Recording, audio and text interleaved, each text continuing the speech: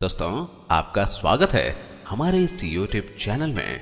दोस्तों, घर में आने वाली ऊर्जा उसका निर्माण और सजावट से प्रभावित होती है।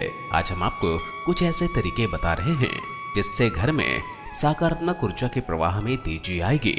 तो चलिए शुरू करते हैं। हर कोई ऐसे घर में रहना चाहता है जो आरामदायक, शांत और फिर से जीवंत कर सके। यह समझना जरूरी है कि घर की ऊर्जा उसमें रहने वालों को प्रभावित करती है। वातावरण स्वस्थ शरीर और मन के निर्माण और नींव के लिए बेहद जरूरी है और वास्तुशास्त्र स्वस्थ जीवन जीने के कई तरीके बताता है। वास्तु नियमों का अगर सही तरीके से फॉलो किया जाए तो वास्तुशास्त्र घर में रहने वालों को शारीरिक और मानसिक रूप से स्वस्थ रहने में मदद करता है।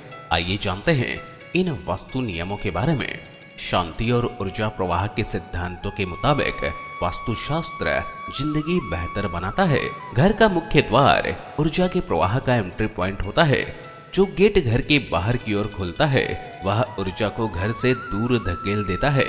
लिहाजा मुख्य द्वार ऐसा होना चाहिए जो क्लॉकवाइज यानी जिस तरह घड़ी घूमती है तरीके से खुले। अगर दरवाजा पूरी तरह नहीं खुलेगा तो अवसर भी सीमित हो जाएंगे। यह सुनिश्चित करें कि मुख्य द्वार के पास लॉबी में अंधेरा न रहे। अच्छी रोशनी होने से ऊर्जा का प्रवाह बना रहता है और परिसर में संतुलन और शांति बढ़ती है। हर घर के दरवाजे के फ्रेम के पास फ्लोर पर देवड़ी होनी चाहिए। यह घर को बाहरी नकारात्मक प्रभावों से बचाता है। इसके अलावा घर में सकारात्मक ऊर्जा के प्रवाह के लिए जगह बनानी बहुत जरूरी है। घर में कभी टूटी या चटकी हुई चीजें न रखें। अलमारी और दराज से ऐसी चीजें साफ कर दें जिनकी जरूरत नहीं है।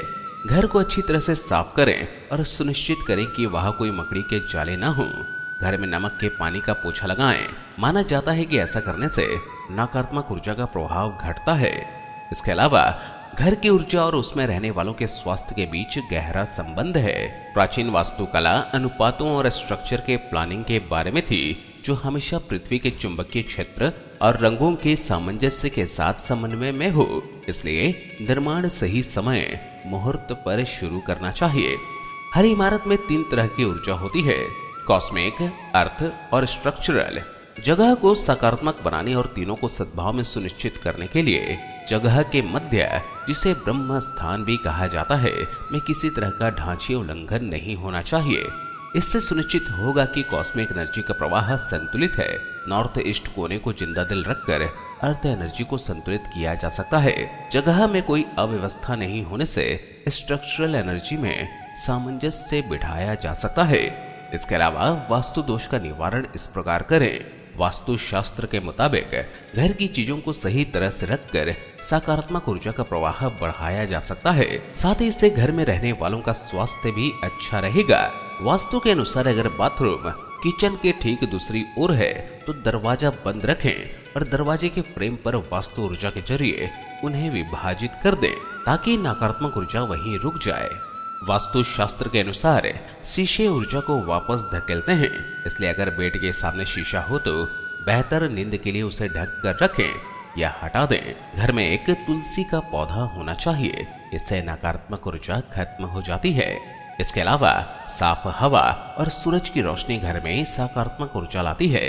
लिहाजा सुबह के समय कुछ देर के लिए घर की खिड़कियां खोल दें। एक्वेरियम चलते पानी की तरह होते हैं और उत्तर पूर्व दिशा में रखे जाने पर यह शुभ होता है।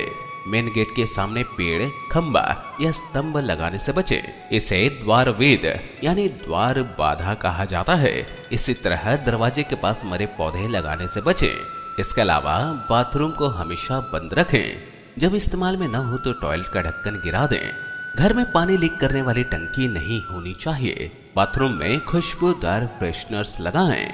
किचन में दवाइयां न रखें। आराम करते वक्त घर के सभी इलेक्ट्रॉनिक्स और वाईफाई ऑफ कर दें। सुबह के वक्त घर में धार्मिक संगीत या मंत्र बजाएं।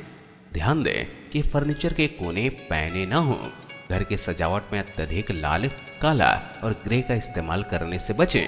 फर्श में विभाजित अस्तर कराने से बचें। घर में ऐसी तस्वीरें लगाएं जो पॉजिटिव हों। युद्ध, अकेलापन और गरीबी दिखाने वाले चित्रों से बचें। पॉजिटिव एनर्जी लाने के लिए प्रकृति से जुड़ी तस्वीरें लगाएं। घर में शांति लाने के लिए दिया या कपूर जलाएं। इसके अलावा चंदन जैसी सुगंधित चीज का भी इस्तेमाल कर सकते हैं। घर के एंट्रेंस पर कूड़ेदान न रखें, टूटे हुए बर्तन इस्तेमाल न करें, ऐसी चीजों को फेंक दें जिसका आप लंबे समय से इस्तेमाल नहीं कर रहे हैं। बेडरूम या फिर सीढ़ियों के नीचे पूजा घर न बनाएं। मेन डोर के पास घड़ियां या फिर विंड चिम्स लगाएं। वास्तु शास्त्र के मुताबिक इससे निकले संगीत के स्वर आपके घर में वैभव और समृद्धि लाते हैं। इंडोर गार्डन बनाने पर विचार करें जहां आप बैठकर सुबह ताजी हवा ले सकें। इसकी शुरुआत आप मनी प्लांट, बैम्बू या फिर फूल वाले पौधे लगाकर कर सकते हैं। अपने घर में मेन डोर को काले रंग से पेंट न कराएं। आप डार्क ब्राउन शेड्स का इस्तेमाल कर सकते हैं। मेन डोर हमेशा घड़ी के घूमने की दिशा में खुलना चाहिए।